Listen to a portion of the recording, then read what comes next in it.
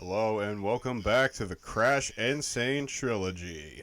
You know, the remake and remastered that I had briefly touched on during our Crash 2 playthrough in order to complete a gem run. Well, we are going to enjoy one of the finer highlights of the Insane Trilogy, doing Crash 3 Warped. A game that is so varied, so expansive in what you can do, the controls you have, the environments you visit, that it actually looks pretty damn impressive. And among the three games that we have in the Insane Trilogy, Crash 3 had enjoyed the closest adaptation to what the original game actually was, because unlike the other two, they didn't add any new controls. The controls that you have in this game are pretty much exactly the same as the controls you had in the previous game, except you get to choose who you get to play as. That's about it. Yes, Crash's model looks significantly smoother than it did back in '97.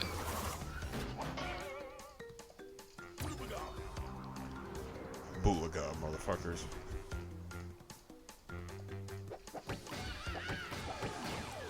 Choose your game.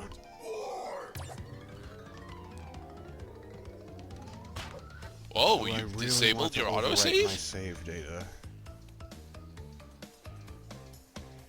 Alright, I'll do it for the channel. I'll start a new save file because my goal is to redo what I already had done, which was achieve 104% completion. So that's what I'm going to do, is I'm going to maximize my completion. But first, we have cutscene.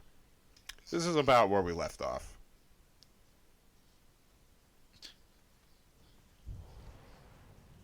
Yeah, you forgot to show off the... wait, did you show off the true ending? Yeah, Okay. when Enrio's laser destroyed the Cortex Vortex. That's the Cortex Vortex. At last. Oh, a thing had just happened.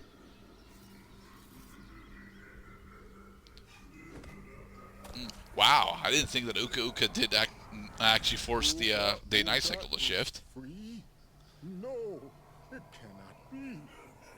Evil. It cannot be. Evil has come. So for 1998, 99 players, because I can't remember when Crash 3 came out on PS1, yeah, that was Aku Aku's first line of dialogue ever. So it came as a shock that you talk?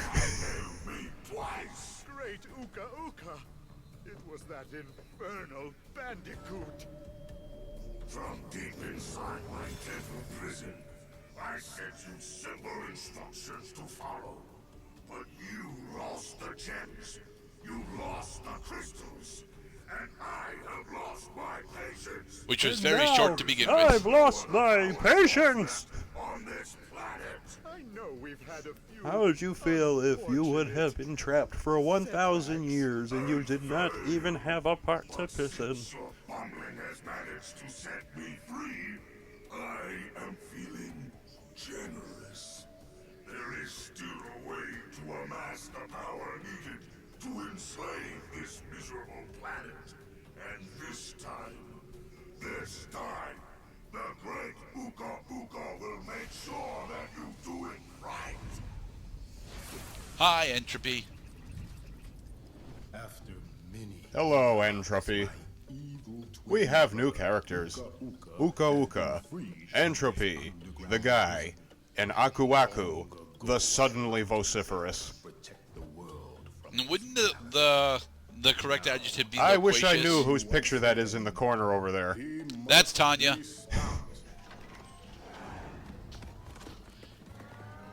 No. The other very clearly human-looking Oh, guy the who might be human one person, of the okay. executives from Vicarious Visions who made this all possible. Machine to gather crystals that lay scattered across time.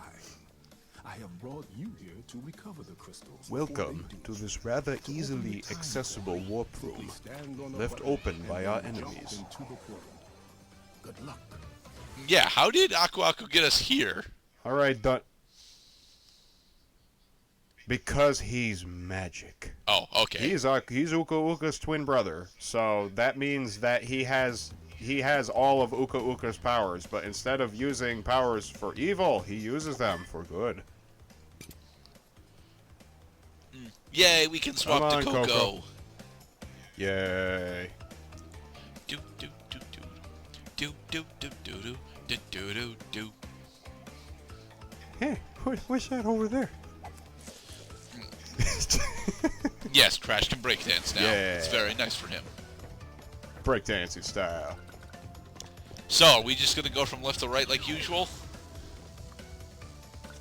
Pretty much, yeah. I mean, I think it's about. I think in Split 4 is when I start to not adhere so closely to doing it left to right fashion. Really doesn't matter. Well, I should amplify what I was going to say.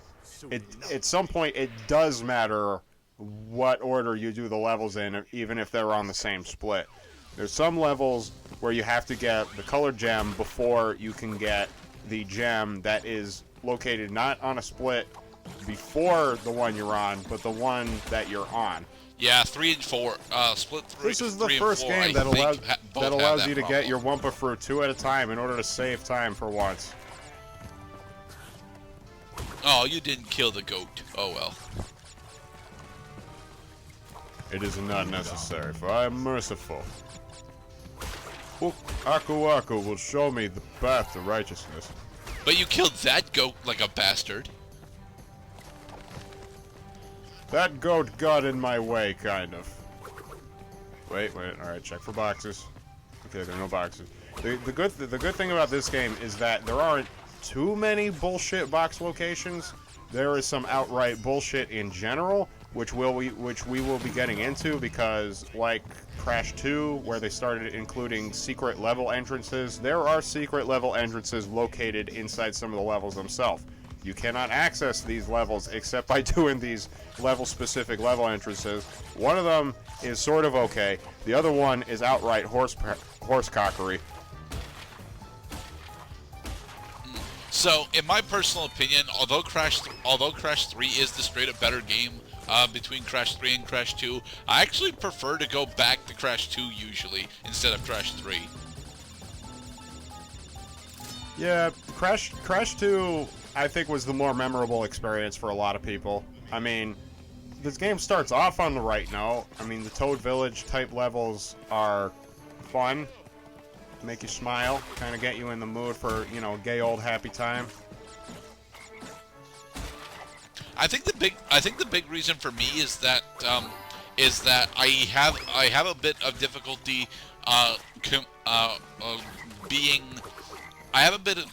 accepting the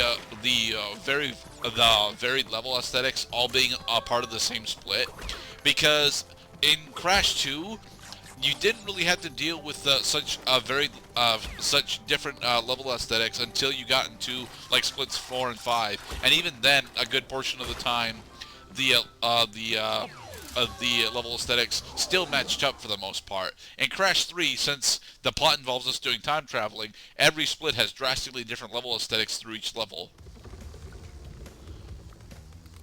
Pretty much, yeah. You don't see the same level aesthetic on the same split normally. It's very good for variety's sake, Coco and I even will has say her own that Crash the level aesthetics and variety in Crash 3 is significantly better than it was in Crash 1 and 2, and I actually give it praise for that, but it makes it a bit more difficult for me specifically to, you know, go back and really enjoy my a longer session of Crash 3. One thing I will give this game credit for is that thanks to alternative controls in the levels, like the one you find in the only 2 underwater levels in the game, I should mention, that you will have a varied experience that will feel fresh after you had put the game down for a little while. The drawback is that the controls are ass a lot of times. I hate the underwater controls. They don't allow you to get on invincibility Aku Aku. Wow. I mean, this is technically a vehicle segment, so I guess that's why. But at the same point, you know, that's kind of BS, given the drastically different controls that they want you to acclimate to rather quickly. Yeah, not having invincibility really sucks, because one thing that will trip you up is that, especially when you have to start doing the time relics, you gotta go through the levels as fast as possible, and the hazards are normally going to be the #1 cause of you restarting the level. Not because you were too slow, it's because you have to survive without getting any checkpoints. Below, we have a vehicle that also controls like a piece of dog crap wrapped in tissue paper. But that's okay, because we get to spam torpedoes and everything. Be sure to hit every fucking thing in existence, otherwise you will miss boxes and have to restart this goddamn level all over again. Is that what we're Careful, gonna see young happen to you here, Mr. Cloud? It happens. It actually happens in the second underwater level. Okay. In my opinion, one of the worst levels in the whole game. But we're not quite there yet. This game, let's remind ourselves that this is only the second level of the game, and the controls are completely different from the first level. I don't agree. There's that only you a got couple hit there, times in so Crash there. 2. There's only a couple times in Crash 2 and in Crash 1 by comparison that will give you alternative controls for the levels, like the Hog Wild level or the Polar Bear level, and then the jet ski controls in Crash 2. But that's about it. You got to get used to a lot of different control styles in Crash 3. And because Crash 3 is the first Crash game to have time relics, you also have to get used to using speed shoes, running through the level as fast as possible, and even getting a grasp of how the creators intended you to go through the levels. Oh, there's a box. Gotta break Yeah, the that coral reef. that You're gonna box miss is the still somewhat bullshit. Not actually bullshit, but somewhat bullshit. Oh, thank God, we never have to come back here except to do the time relic. But you can't do time relics until you get the time crystal first. Aku Aku will explain that as soon as you revisit a level that you already have got the level's crystal in. So, I sure pulled that out of my are ass. you going to be showing off getting all of the relics? Yes. Okay. Yes, I do. Eventually, because I find that there's no point in doing the time relics unless you have the running shoes. But the running shoes is what you get for beating Dr. Cortex, and he's the final boss of the game. I actually disagree with that. I think you can get a majority of the gold relics without the running shoes. I remember getting a good portion of the gold relics without running shoes during my original playthrough of 3. I mean, yeah. I mean, this is one example of a level you can get the gold relic in because running shoes don't enter into this level. Yeah, you can actually get I'm plat trying to get the on your first visit here. Although, to be perfectly honest, getting plat here is completely dependent on you knowing the level like the front end of your teeth.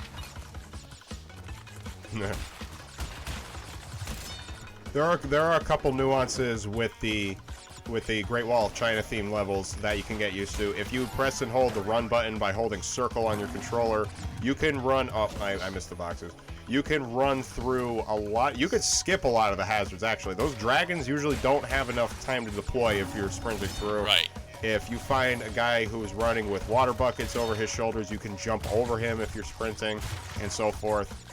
Not so sure about those guys picking up stones or the guys who are guards saying, my job is to stop the leopard, the jaguar, It's a marsupial, you idiots. God dang it, I'm gonna stop him. I am a workman. My job is to hold the plank. Ouch. It still allowed you to collect them on for free These, even though you died.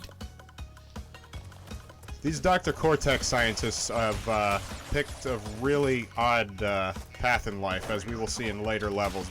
Kind of makes you wonder how is it that they thought that the compensation was good enough to do this shit in the first place. Are they the guys that are actually underneath the mud in the prehistoric levels?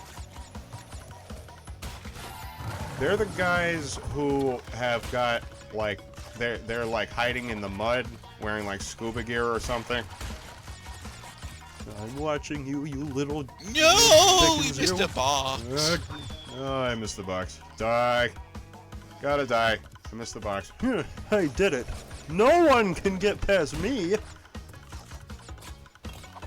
Halt. You there, halt. Okay, There you jump go. over the dude. I think what they want you to do there is actually sprint Got jump it. over the platform.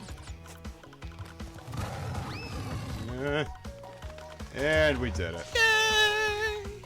And in the next episode, we'll continue on through Split 1 of Crash Bandicoot 3 Warped for the Insane Trilogy. Dog, what a cute kitty.